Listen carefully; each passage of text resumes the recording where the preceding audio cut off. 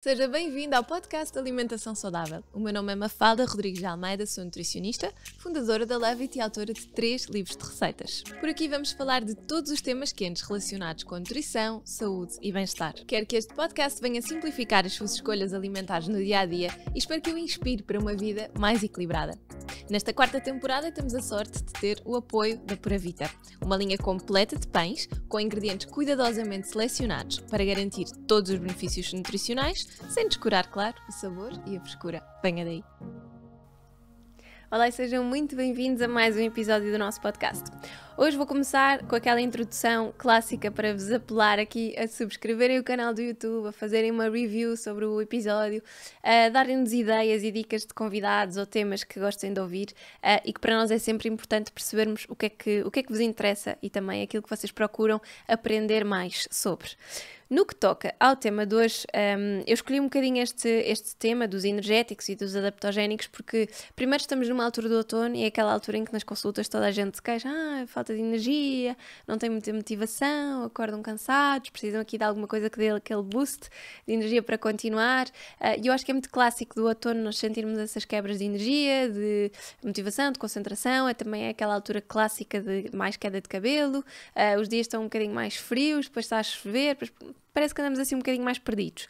E então é importante percebermos aqui a diferença entre estes energéticos e os adaptogénicos para conseguirmos perceber o que é que poderá fazer mais sentido para nós e também quero desmistificar-vos aqui algumas coisas associadas ao café, por exemplo.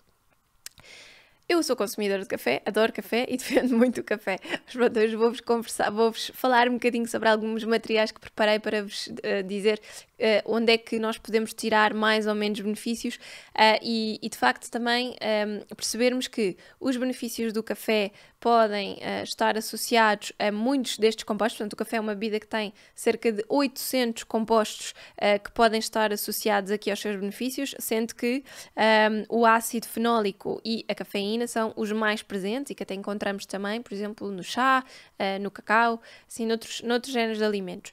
E de facto, quando nós pensamos em energia rápida, o café é a primeira coisa que nos vem à cabeça, não é? Aquilo que a maior parte de nós acaba por consumir, por tradição, por gosto. Eu sou super viciada no sabor, pelo menos. Mas pronto, no fundo gostava hoje de vos desmistificar aqui um bocadinho a ideia de que o café é assim um bicho-papão e que pessoas com azia ou refluxo ou pessoas que são mais sensíveis a nível digestivo não podem consumir.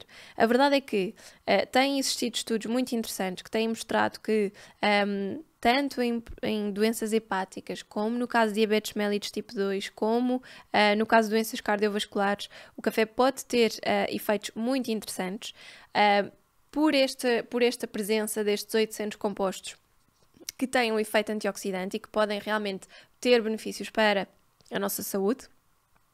E depois, o café também pode ser consumido na sua versão descafeinada, eu pelo menos uma vez por dia tento que assim seja, para nos retirar aquele efeito mais negativo, não é, da cafeína, que depois está associado a alguns desequilíbrios aqui nos nossos padrões de sono. É muito importante também percebermos, como eu vos dizia há pouco, que há vários estudos que já têm desmistificado a questão de que o consumo de café pode aumentar ou agravar os sintomas quando há dispepsias, doenças de refluxo gastroesofágico, úlceras pépticas, gastrites, cancros de estômago, etc. Porque, embora as diretrizes na prática clínica recomendem que as pessoas que tenham estas doenças ou até mesmo doença inflamatória intestinal evitem o café, aquilo que nós conseguimos ver em vários estudos é que o café, devido a estes tais antioxidantes e compostos, pode ajudar a melhorar, portanto até pode ser um consumo descafeinado. Se calhar não convém que seja em jejum e se calhar convém que a pessoa tenha tido também um dia mais ou menos equilibrado do ponto de vista alimentar, se calhar tem que ser mais a meio da manhã e não logo de manhã quando o intestino está mais reativo, ou com uma boa escolha de pequeno almoço, não é? Para evitar que haja uma maior inflamação. Em 2015, por exemplo, houve um estudo que foi feito aqui em pessoas com colite ulcerosa, em que o descafeinado realmente mostrou que conseguiu melhorar aqui os resultados quando se fazia a endoscopia, portanto conseguiu-se perceber que havia uma diminuição deste risco destas lesões e que no fundo, este ácido clorogénico ajudava a diminuir a atividade inflamatória no caso desta colite ulcerosa. Portanto, há indicações muito interessantes, mesmo quando há inflamação intestinal ou inflamação digestiva, da utilização do café. Agora, claro que há situações em que ele não pode ser consumido. Na gravidez, claro que não, por causa da questão da cafeína. Pessoas que possam ter uma maior sensibilidade aqui a nível nervoso, em alguns tipos de tomas de medicação. Desculpa. Também estou a precisar de um café. Agora, claro que há situações em que o café não deve ser consumido. No exemplo de uma situação de uma gravidez, em casos de problemas de sistema nervoso, é muito importante pessoas que tomem alguma medicação ou que tenham ansiedade mais crónica, que tenham problemas para dormir, devem ter isto em consideração, não é? Porque lá está, se calhar o descafeinado pode ser interessante por causa de todas as outras substâncias que nós conseguimos retirar do café e dos benefícios que ele nos pode dar, mas se calhar temos realmente que ter um consumo mais consciente e procurar que este consumo do café seja o mais cedo possível, digamos assim. E acho que ainda existem muitos equívocos deste género, ou seja, não quero passar a mensagem de que o café é um alimento perfeito, ok? Mas vejo muitas vezes em consulta pessoas que dizem que deixaram de consumir café porque tinham estes desconfortos digestivos, ou azia, ou refluxo, etc. E não foi por deixarem de consumir café que melhoraram, ok? Então, no fundo, é para dizer que o café não é o culpado disto tudo, que se calhar consumido de uma outra forma poderá ser essa a solução para continuarmos a consumir, se for uma coisa que gostamos e que de facto nos ajude a trazer-nos aqui mais energia e a deixar-nos também com aquela sensação de capacidade de lidarmos com as coisas que temos para fazer ao longo do dia. Depois o chá preto e o chá verde, tal como o café, eles contêm cafeína, contêm também uma substância que se chama tiobromina e compostos que atuam no nosso sistema nervoso que ajudam a melhorar a concentração, a diminuir o sono e a fadiga. As catequinas, que são compostos antioxidantes presentes no chá verde, eu acho que é isso também que os tornou muito conhecido, aceleram um bocadinho o metabolismo e, portanto, vão contribuir diretamente para a perda de peso. Já tenho um episódio muito direcionado aqui aos termogénicos em que falo do chá verde, portanto, se têm curiosidade sobre isso, chá verde e a perda de peso, vão espreitar esse episódio, acho que vão gostar. Mas a verdade é que nós podemos trocar, por exemplo, o café por chá verde. De facto, tem um bocadinho menos cafeína, mas está lá na mesma. E se nós pensarmos a quantidade recomendada de cafés, bicas, por dia, ronda aos 3, são 3 só café. Se vamos começar a consumir também chá preto ou chá verde, por exemplo, temos de ter realmente atenção para não estarmos a ingerir demasiada quantidade de cafeína. E mais uma vez, lembrem-se, eu digo sempre isto, quando falo de chá verde, eu acho que o matcha é uma substância muito mais interessante, porque já que vamos beber o chá verde, pelo menos vamos ter todas as capacidades e todos os benefícios nutricionais que ele nos pode dar através do pó das folhas, ok? As propriedades terapêuticas que nós podemos tirar daí são conhecidas há séculos e são também muito exploradas, e houve até uns estudos mais recentes que comprovaram que o valor bioativo do chá está relacionado com as suas propriedades antioxidantes e que pode ajudar-nos a combater doenças cardiovasculares, cancro, até doenças neurodegenerativas, com um papel importante na proteção das nossas células e das mucosas contra o dano de radicais livres. Também até para a regulação do colesterol, para mediar a perda de peso, para a regulação do envelhecimento, para a redução de respostas inflamatórias, pessoas que têm dor crónica, por exemplo, é muito interessante, e até pode ter efeitos antibacterianos. Portanto, há aqui uma panóplia de benefícios que nós podemos ter com o consumo de chá verde ou chá preto. E acho que aqui é muito importante também, mais uma vez, percebermos esta questão da cafeína, outra vez a questão das gravidezes, outra vez pessoas que tenham muita ansiedade, que tomem determinado tipo de medicação, que tenham problemas de sono, devem moderar o seu consumo e preferir que seja um consumo essencialmente na primeira parte da manhã para não afetar aqui tanto o nosso metabolismo e todo o nosso ciclo circadiano. Depois temos o guaraná.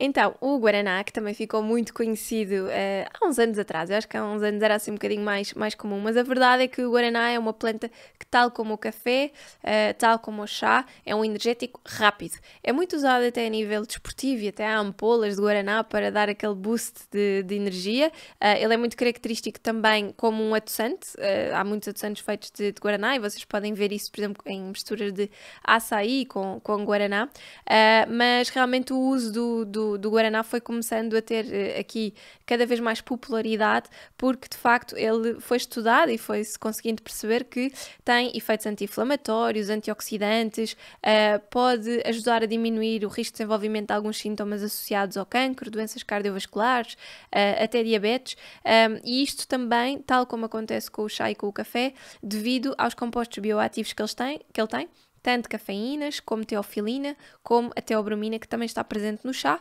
e os ditos flavonoides, que são os tais antioxidantes assim mais conhecidos do chá. Para vocês terem uma ideia, a nível de saúde mental, o guaraná pode melhorar a memória, a velocidade de processamento e de atenção.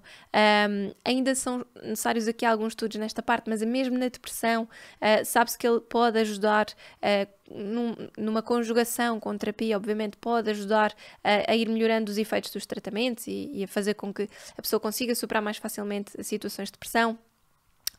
No caso de doenças cardiovasculares e de obesidade, ele pode de facto reduzir a oxidação do colesterol LDL, o considerado mau colesterol, e pode de facto ajudar a gerir melhor a fome e a sensação de energia, portanto aqui na questão da obesidade também. Pode ter uma potencial atividade inibitória da hidrólise dos hidratos de carbono e, portanto, isto significa que pode ser benéfico para situações de diabetes. Pode ter efeitos quimiopreventivos, antimutagénicos e anticarcinogénicos, portanto, doentes oncológicos pode ter aqui uma questão muito interessante. No nosso microbioma, ou seja, no intestino, há estudos sobre alterações da regulação do microbioma que mostraram que o consumo de guaraná pode, de facto, ter aqui efeitos benéficos quando existem aqui algumas disbioses, alterações no perfil das nossas bactérias, e, portanto, o guaraná, de facto, é uma planta que, de repente, surgiu ficou muito popular pelo seu uso em várias coisas, tem bebidas muito interessantes, né? Mas, na realidade, há shots puros de ananás, ou de ananás, que disparate, de guaraná ou de concentrados de guaraná, que nós podemos consumir para dar aquela energia rápida. E lá está, como dizia, associado ao desporto, está muito usado para, por exemplo, a saída do trabalho, beber aquele shotzinho de guaraná e ir treinar para ter mais capacidade de rendimento durante o treino. Isto é uma coisa que se usa muito. E, portanto, pode ser aqui outro potencial mais energético. Um potencial energético que eu gosto muito e acho que tem um equilíbrio entre prazer e benefício para a saúde muito interessante é o cacau. E aqui é importante referir isto, não estou a falar de chocolate, estou a falar de cacau. É muito frequente nas consultas eu recomendar às pessoas que o snack da tarde seja, por exemplo, o primeiro snack ou o segundo snack, dependendo também do regime que a pessoa está a fazer, mas que este snack da tarde tenha algum tipo de receita que inclua cacau. Isto porque pode ser um pudim de chia com cacau, pode ser umas bolinhas energéticas, pode ser colocar cacau em pó numa bebida vegetal, é uma coisa que eu faço com muita regularidade, por exemplo. O cacau tem um perfil de antioxidantes também muito interessante, tal como o guaraná ajuda muito a prevenir aqui uma série de doenças e é de facto um dos alimentos que tem uma riqueza nutricional maior, mas a verdade é que o cacau também é muito energético e, portanto, quando nós temos aquela quebra de energia ali a meio da tarde, começamos a precisar de um doce e começamos a precisar de energia e motivação para lidar com o resto do dia e às vezes o chegar a casa ainda ter que ir tratar das crianças e o jantar e tudo mais, utilizar o cacau pode ser muito inteligente, porque nos vai ajudar ali a dar um boost de energia e ao mesmo tempo vai matar essa vontade do doce, sem nos dar necessariamente açúcares simples que fazem exatamente o efeito contrário. Então, tendo este benefício direto de sabor e energia, não é? E se nós pudermos associar isso aos outros benefícios todos que ele tem, como a melhoria do perfil de colesterol, diminuição do risco de doenças crónicas, também a prevenção de alguns tipos de cancros, nós conseguimos ter aqui um ingrediente que é interessante para toda a gente gosta, que é muito fácil de adaptar. Para quem faz, por exemplo, lanches que tenham papas de aveia ou panquecas, por exemplo, pode ser interessante. Para quem quer de manhã e não bebe café, pode colocar cacau em pó nas suas papas de aveia. Portanto, há muitas formas de adaptar e de utilizar, dando aqui uma energia que tem uma libertação bastante mais equilibrada, um perfil de antioxidantes super interessantes e que não nos vai também fazer com que depois haja aquela quebra logo, não é? Temos ali uma energia um bocadinho mais interessante. Pronto, comparando com o café ou com o chá que dão aquele boost imediato, o cacau acaba por ter aqui, eu acho que é um bocadinho melhor dos dois mundos neste aspecto. Claro que também não dá aquele power automático do café, mas é interessante na mesma e tem muitos benefícios sem ter propriamente contraindicações associadas. Okay? E depois, falando dos adaptogénicos, coisas um bocadinho diferentes que também muitas vezes me perguntam em consulta. Para terem uma ideia, adaptogénicos estamos a falar de maca, de ginseng, substâncias que são energéticas, mas que têm, se calhar são assim mais exóticas, não é? Vêm de outros tipos de medicinas, não propriamente do consumo em Portugal tradicional, e que são muito interessantes para, às vezes, lidar com situações periódicas da vida. Por exemplo, imaginem uma maca. Pode ser muito interessante uma mulher que esteja a amamentar ou que esteja ali a passar por um processo com crianças pequenas e que esteja muito cansada. Pode ser muito interessante para ajudar a equilibrar níveis hormonais. Para homens com problemas de fertilidade, de energia, também pode ser muito interessante. Tem assim um efeito interessante do ponto de vista da energia, mas mais com uma libertação mais indireta, digamos assim. Ou seja, eu se consumir maca agora, não vou ter a energia que me daria um cacau. Mas se calhar, em vez de me sentir constantemente cansada e todos os dias com a energia sempre no limite, vou começar a sentir cada vez com maior capacidade de resposta às coisas e com um bocadinho mais de força. No fundo, é isso que um adaptogénico faz. No fundo, a definição de um adaptogénico, por assim dizer, é quase como se fosse uma substância que se vai adaptar às necessidades que nós temos e, portanto, lá está, não vai dar aquele power todo de energia, que se calhar energia a mais, vai-nos dar um bocadinho, vai-nos ajudando a libertar. E também, no fundo, serve para adaptar a nossa maneira de lidarmos com o stress, portanto, faz com que seja um bocadinho mais fácil lidar com o stress, seja ele stress oxidativo ou aquele clássico stress exterior. Portanto, existe muito uma dúvida entre a maca e a ashwagandha. Por exemplo, em consultas, eu dou muitas consultas a senhoras que ficam sempre com esta eterna dúvida. A ashwagandha vem mais da medicina ayurveda, portanto, é chamado um ginseng indiano, enquanto que o ginseng tradicional é asiático, mais da parte chinesa. E possui, além de ser um adaptogénico e energético, possui propriedades anti-inflamatórias, neuroprotetoras, o que significa que é bom para a memória, para a concentração, para nos ajudarmos a ter foco no trabalho. Também é indutor do sono, pode ser uma substância interessante para lidar com stress e é geralmente o tipo de substância que eu costumo sugerir às pessoas que sofrem de muito stress no trabalho, trabalham muitas horas sob pressão, estão, por exemplo, a preparar projetos muito importantes, sentem-se constantemente cansadas, com falta de motivação e às vezes não conseguem ter concentração e capacidade de trabalho. E então aqui se calhar o que elas precisam não é diariamente de redobrar a dose de cafés, é se calhar de começar a ingerir a ashwagandha, que acaba por ter aqui um potencial interessante. Já a maca, por outro lado, como vos dizia, está mais associada a valores mais hormonais, a perfis mais hormonais. A maca tradicionalmente veio do Peru, portanto ela era muito usada pelos incas para dar capacidade de energia ao longo do dia de trabalho e no fundo também os ajudava a reduzir o apetite. Os incas têm 2 truques espetaculares, não sei se já foram ao Peru, mas eles mastigam folhas de coca e o mastigar as folhas de coca ajudava-os a reduzir o apetite, portanto eles conseguiam estar horas e horas e horas a trabalhar, a andar na rua sem terem fome nem necessidade de comer, o que dava muito jeito, e portanto era ótimo se nós pudéssemos trazer para cá para ajudar com a questão do peso, mas pronto, infelizmente não me deixaram trazer de lá.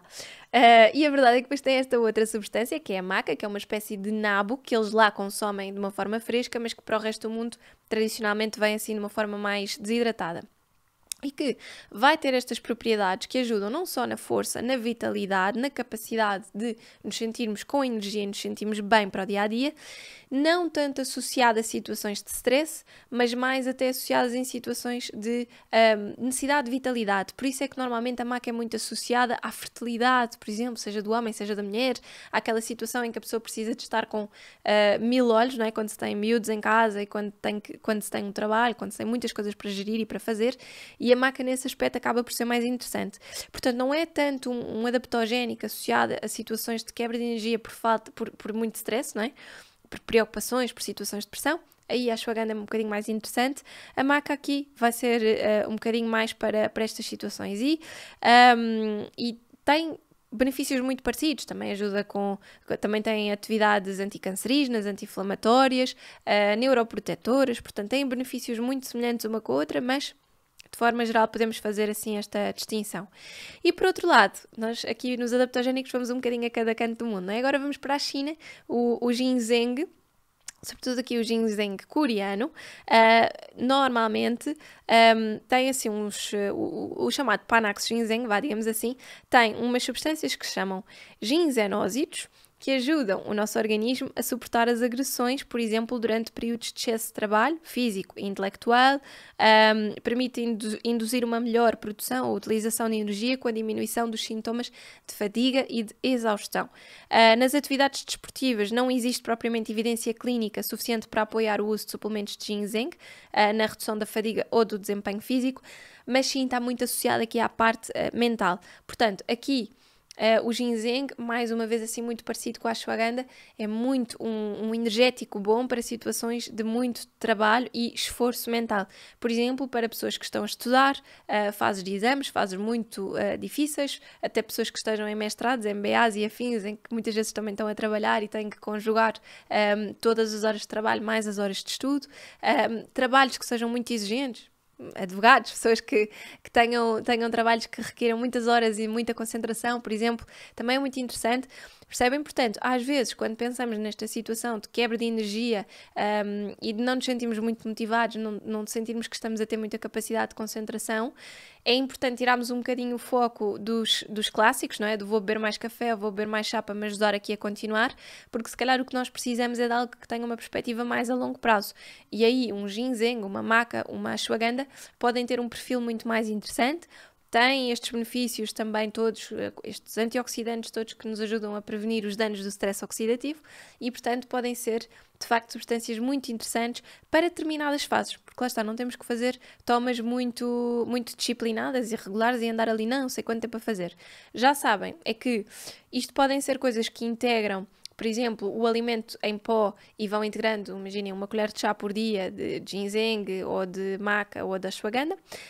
Nem sempre o ginseng é tão fácil de encontrar em pó. Se forem suplementos, a maior parte dos suplementos tem evidência científica comprovada em períodos mínimos de 2, 3 meses. Portanto, também não vale a pena tomar uma embalagem e dizer que não funcionou. Não é uma coisa que tem que ser aplicada e que às vezes pode levar o seu tempo, porque lá está, não são como o café que temos energia imediata. Pode levar um bocadinho mais para nós, de facto, sentirmos que as coisas estão a fluir. Mas pronto, espero que vos ajude e que percebam que, de facto, estamos numa altura em que toda a gente tem estas queixas, que é muito comum. O dormir bem é muito importante e cuidarem desta parte. O promoverem o exercício físico para ajudar a regular também os níveis hormonais e o nosso ciclo clássico circadiano também são muito importantes, mas estes boostzinhos de energia podem fazer todo o sentido nesta fase e, portanto, assim, já sabem por onde ir.